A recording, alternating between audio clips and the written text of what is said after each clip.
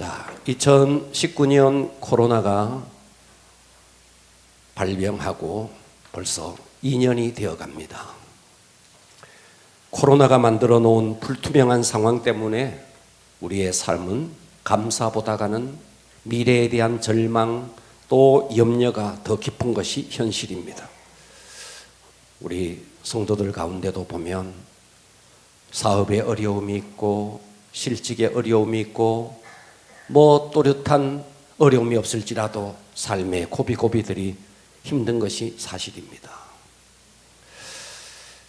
서울의 공릉동이라는 곳에 다드림이라는 교회가 있습니다.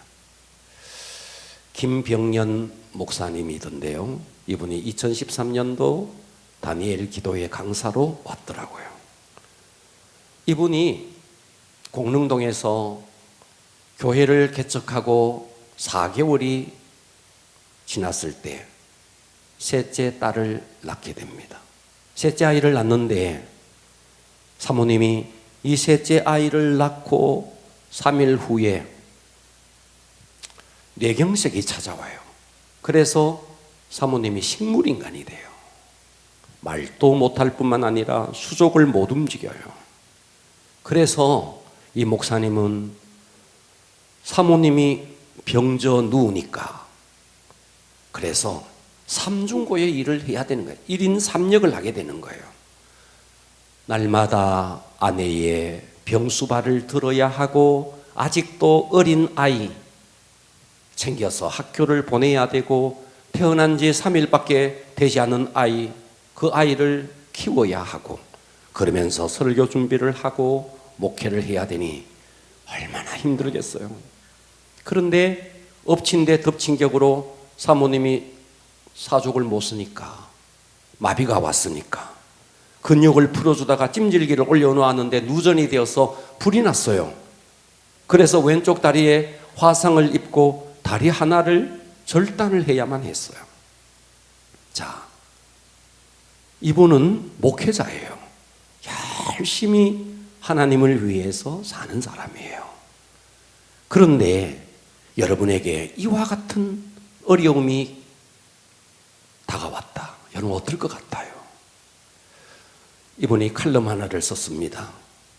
감사만 하라고요. 감사만 하라고요. 장인 어른과 장인은 이를 때일수록 감사하라고 하신다. 그러나 나는 그 감사하라는 말에 알레르기 반응이 일어난다. 예, 장모님은 감사 많이 하십시오. 이제 장모님은 감사 많이 하시면 되겠네요. 내 마음속에서 일어나는 것은 혼란, 당황, 당혹 이런 단어들이 내게 훨씬 더 익숙한데 이런 상황 속에서 감사하라는 주변의 압박감이 내 내면의 공황 상태를 몰아간다. 아플 때 감사보다 울고 싶은데 감사하라는 말은 영적 폭력으로 느껴진다. 감사로 괜찮지 않는 상황을 무시하는 태도는 영적으로 성숙한 삶이 아니다. 아내가 여전히 새근새근 숨을 쉬고 있지만 숨을 쉬는 것만으로 감사할 수가 없다. 나는 이런 것이 너무 많다.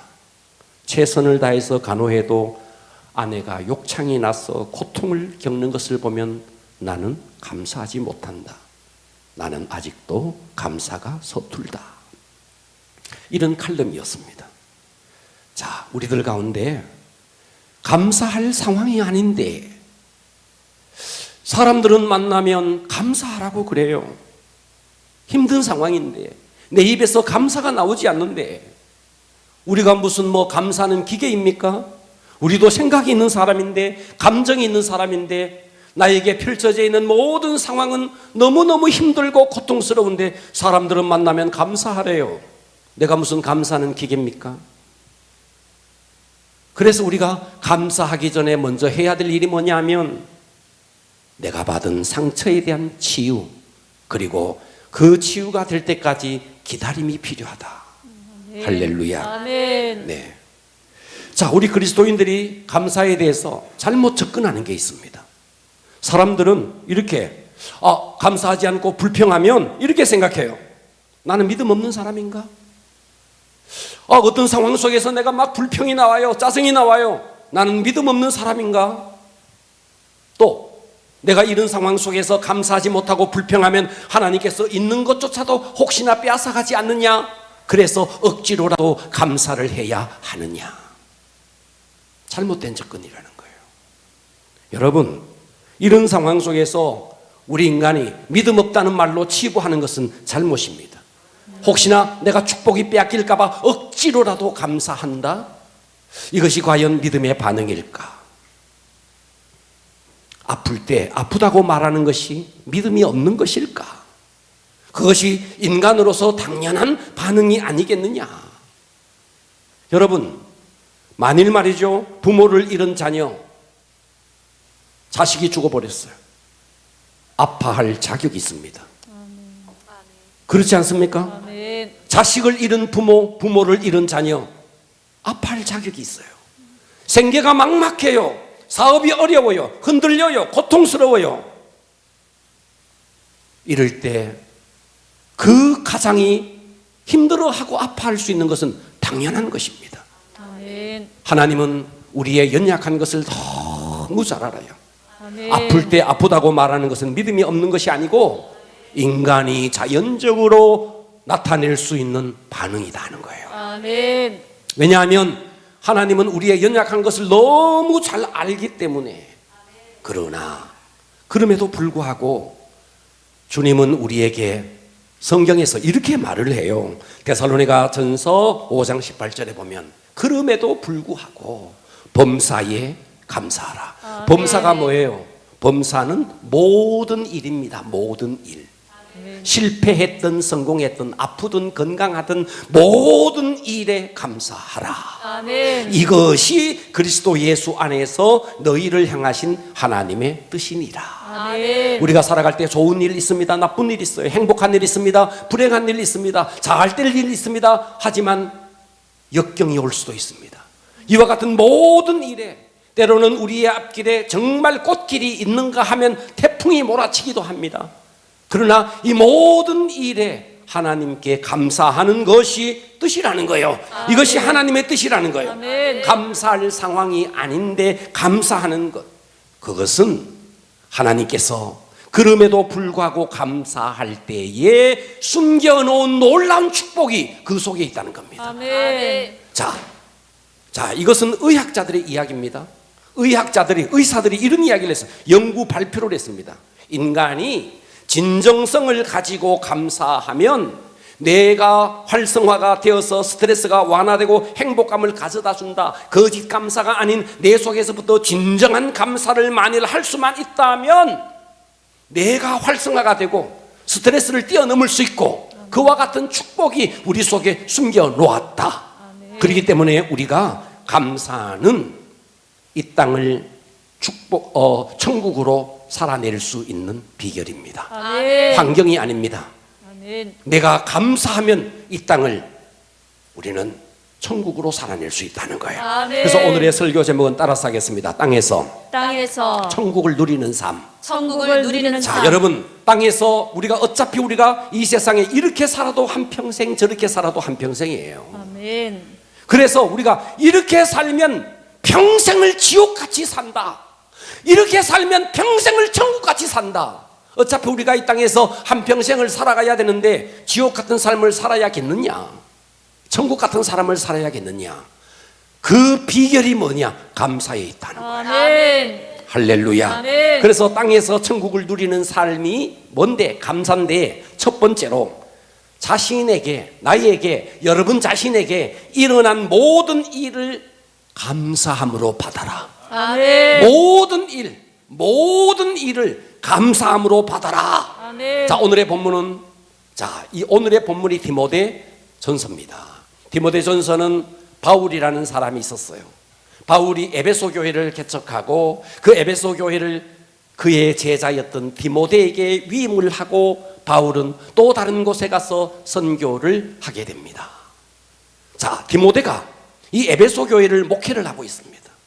이 에베소 교회를 목회하는데 그래서 이 디모데 전서는 목회 서신이에요. 목회자인 바울이 목회자인 디모데에게 서신을 쓰면서 목회는 이렇게 하는 것이야 하면서 가르쳐준 내용이 디모데서입니다. 이해되십니까? 아멘. 자, 그래서 에베소 교회를 목회하는 이 디모데에게 목회 사역에 있어서 이 에베소 교회를 보니까 큰 장벽이 하나가 있는 겁니다.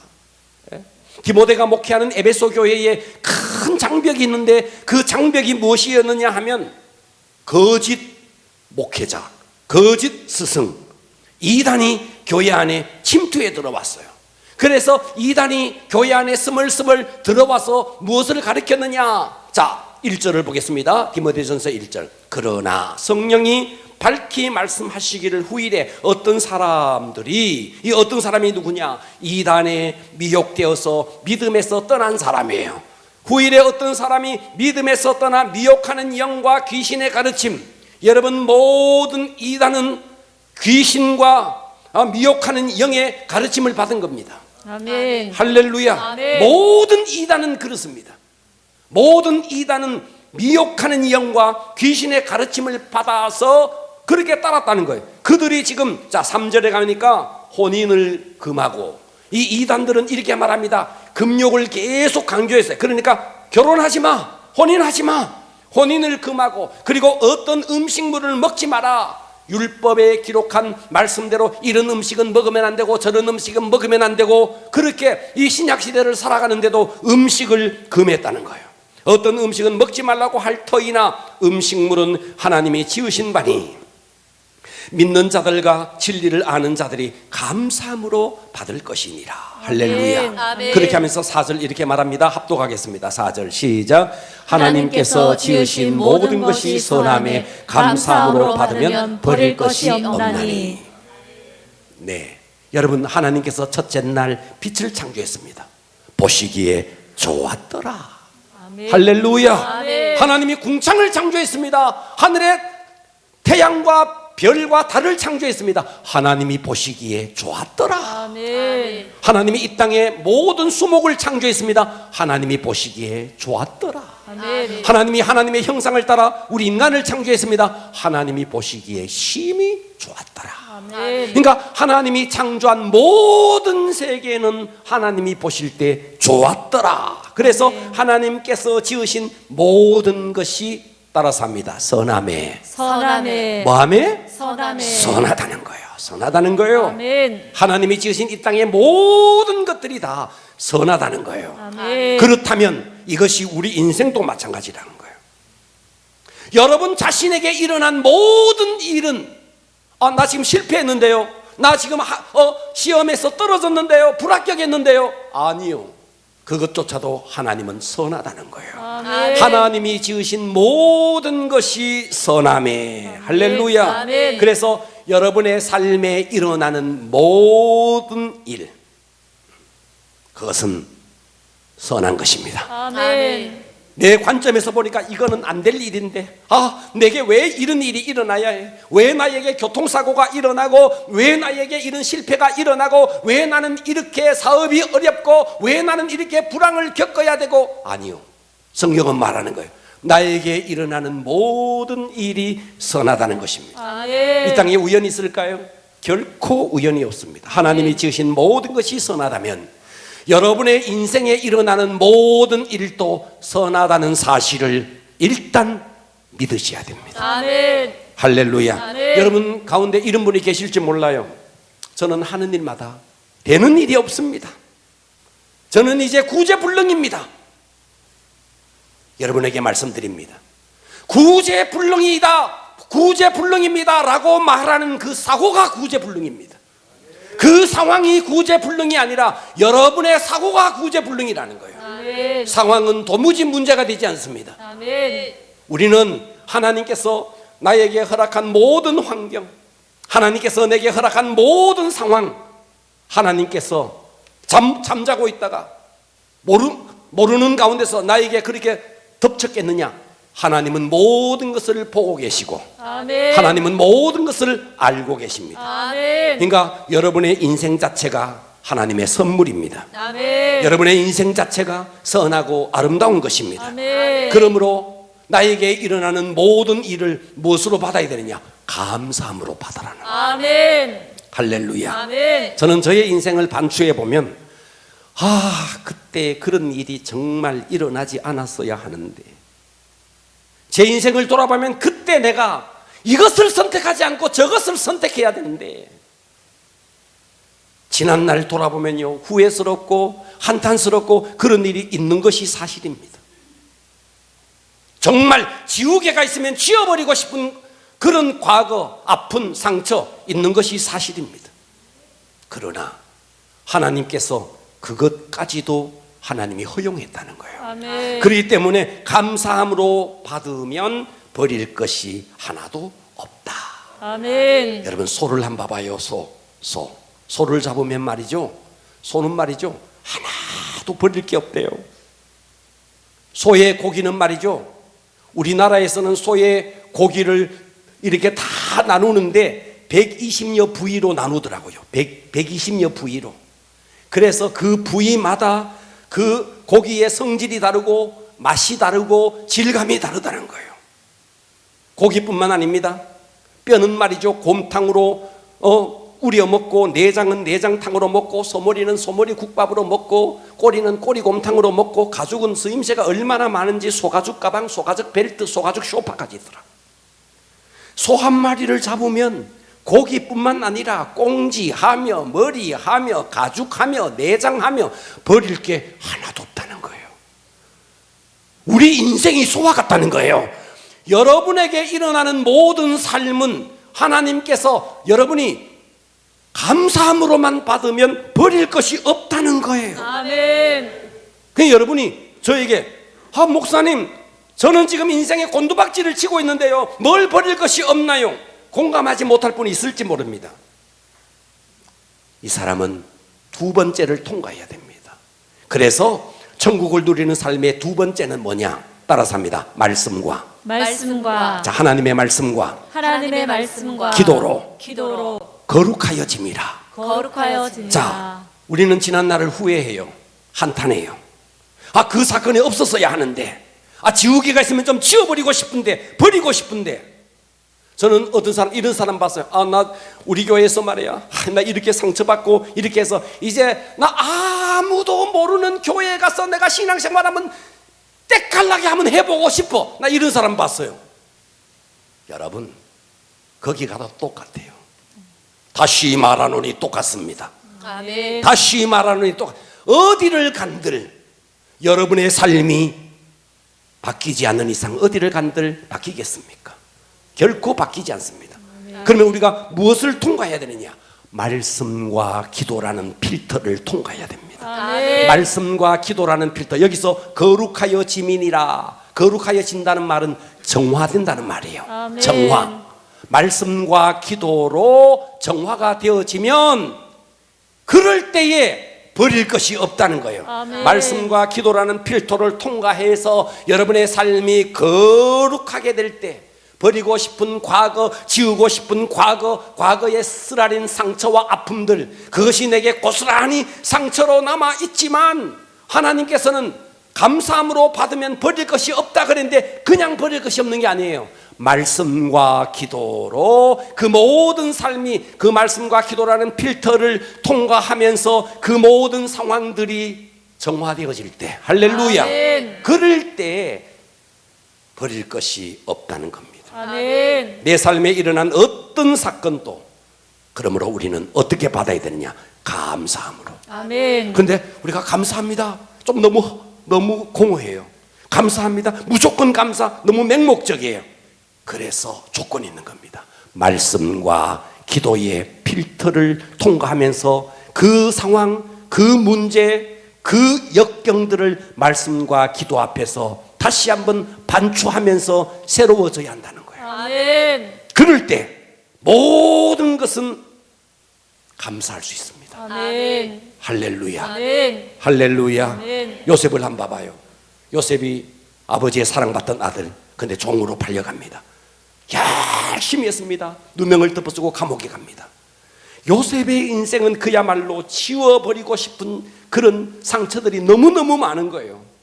그런데 요셉은 자기 자신을 가만히 돌아보니까 의문투성입니다. 왜 내가 종으로 팔려갔느냐? 왜 내가 누명을 덮어쓰고 감옥에 갔느냐? 의문투성이죠. 그런데 요셉이 말씀과 기도로 하나님의 말씀과 기도라는 필터를 통과하면서 자기가 정리된 사람이에요. 말씀 앞에서 자기가 나는 어떤 사람인가? 이것이 정리된 사람이라는 거예요. 아멘. 그러므로 여러분, 버리고 싶은 과거가 있고 지우고 싶은 추억이 있을지라도 바로 그것을 가지고 하나님 앞에 나가서 하나님의 말씀을 듣고 기도함으로써 여러분의 그 상황, 그 상처, 그 문제가 정리가 돼야 된다는 거죠. 아멘. 정화가 돼야 된다는 거죠. 아멘. 그럴 때 그 상처까지도 여러분에게는 복이 될 수 있다 하는 것입니다. 아멘. 할렐루야. 아멘. 세 번째, 천국을 누리는 삶, 감사. 세 번째는 하나님의 임재 속에 살아야 합니다. 아멘. 자, 첫 번째는 내게 일어나는 모든 것을 감사함으로 받자. 아멘. 그런데 감사할 수가 없어.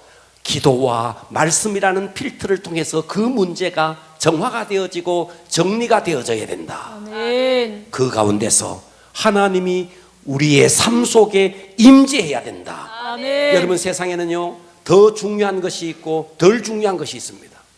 여러분, 건물 하나를 보더라도요 창틀이 좀 흔들린다, 괜찮아요. 예, 기와장이 하나 떨어졌다, 괜찮아요.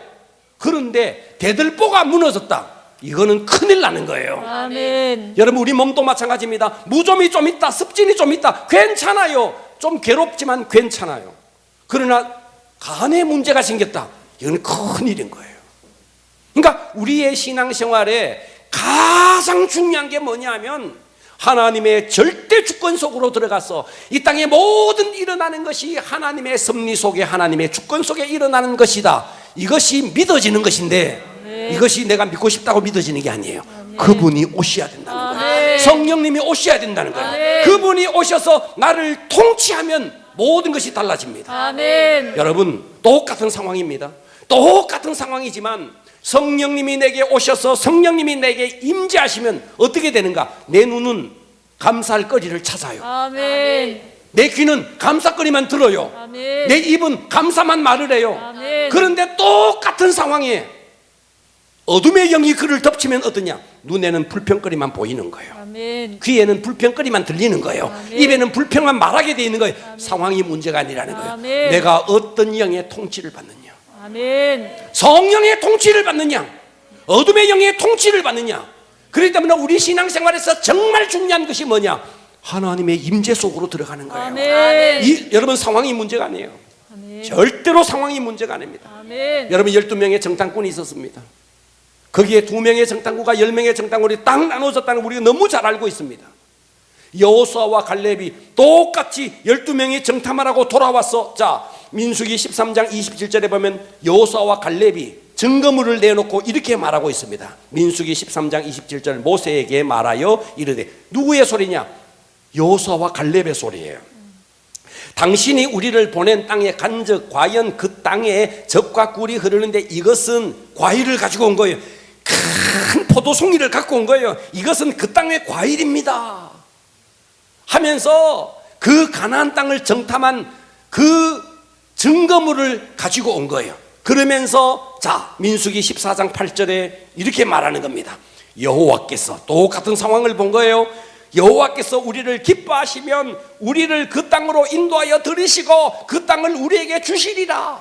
이는 과연 젖과 꿀이 흐르는 땅이니라. 할렐루야. 아멘. 그런데 10명의 정탐꾼은 돌아와서 어떻게 이야기하느냐? 민수기 18장 13장 28절에 보니까, 그러나 그 땅 거주민은 강하고 성읍은 견고하여 심히 클 뿐만 아니라 거기서 아낙 자손을 봤습니다. 33절, 거기서 네피림 후손인 아낙 자손의 거인들을 우리가 봤는데 우리는 스스로 보기에 그들 앞에 우리는 메뚜기 같습니다. 메뚜기 같으니 그들을 보기에도 그와 같을 것입니다.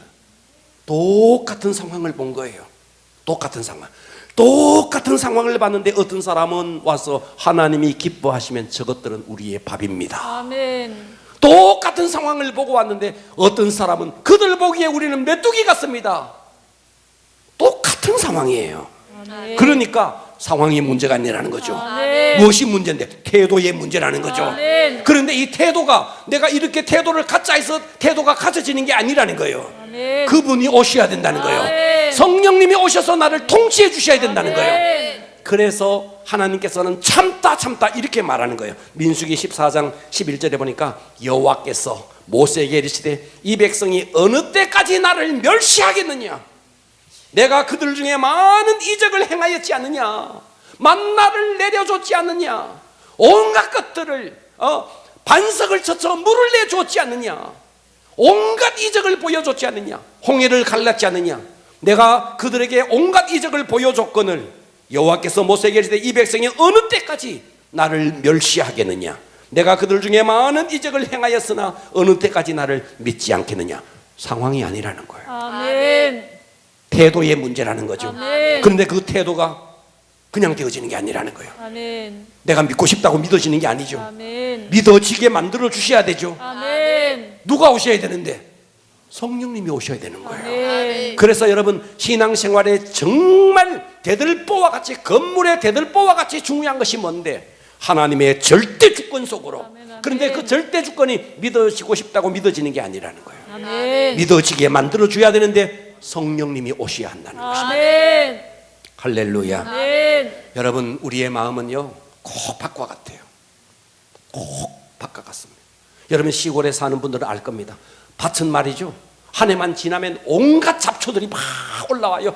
계속 뽑아줘야 돼요. 계속 뽑아줘야 돼요. 뽑아주지 않으면 금방 잡초가 자라는 거예요.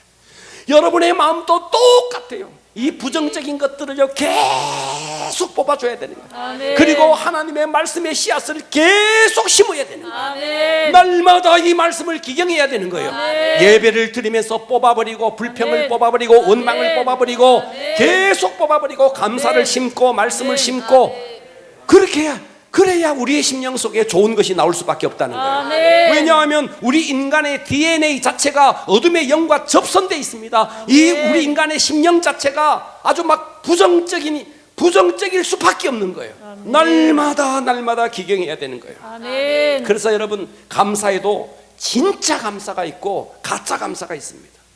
진짜 감사, 가짜 감사가 뭔데? 입으로만 하는 감사, 행동이 없는 감사. 야고보는 이렇게 말했죠. 행동이 없는 믿음은 죽음. 감사도 똑같아. 말로만 감사합니다. 감사가 아니라는 거예요. 행동이 따라줘야 된다는 거죠. 아멘. 두 번째는요 상대적인 감사입니다. 여러분 TV를 보면서 TV에 아프리카 기아에 시달리는 사람들 온종일 물 한 바가지를 얻기 위해서 온종일 걸어갔다가 물 한 바가지를 얻어서 오는데 그 물 자체가 오염덩어리예요. 그렇게 사는 사람들이 너무너무 많아요. 그 광경을 보면서 와 나는 감사하다. 이렇게 좋은 땅에 태어나서 깨끗하게 정수된 물을 마실 수 있으니까 참 감사하다. 아들아 너는 감사한 줄 알아라. 아빠의 아들로 태어난 것 감사. 이거는 감사가 아니라는 거예요. 이런 상대적인 감사는요 나보다가 더 좋은 상황을 가진 사람을 만나면 그 감사는 금방 식어져 버리는 거죠. 이런 상대적인 감사가 아니라는 거예요. 아멘. 할렐루야. 아멘. 바리새인들도요 상대적인 감사는 했어요. 누가복음 18장 11절에 보면 바리새인들은 서서 따로 기도하여 이르되 하나님이여 나는 다른 사람들 곧 토색 불이 간음하는 자들과 같지 아니하고 이 세리와도 같지 아니함을 감사합니다. 감사합니다. 끔찍한 감사를 하고 있는 거죠. 무서운 감사를 하고 있는 거죠. 이 사람은 기도하는 게 하나님을 만나기 위해서 감사하는 게 아니에요. 사람들에게 내가 얼마나 기도를 많이 하는 것을 보여주기 위해서 지금 기도하는 겁니다. 그러니 이 기도가 가짜 기도고 이 감사가 가짜 감사라는 거예요. 아멘. 그러니까 이런 상대적으로 내가 저 사람보다 좋으니까 이런 진짜 감사가 아니라는 거예요. 아멘. 그럼 진짜 감사는 뭔데? 말로만이 아닌 행동으로 하는 감사. 아멘. 10명의 나병 환자가 있었습니다. 10명의 나병 환자가 있었는데 여러분 이 나병이라는 것이 무좀 난 게 아니에요. 감기 난 게 아니에요. 당시의 시대 상황 속에서 가장 저주받은 사람 취급받지 못하고 집에서 쫓겨나고 공동체에서 쫓겨나서 격리되어서 살았던 그 무서운 병입니다. 이 무서운 병을 예수님 만나서 고침을 받았어요. 얼마나 암에서 난 것보다도 더 어마어마한 치유죠. 할렐루야. 아멘. 그런데 10명이 똑같이 고침받았는데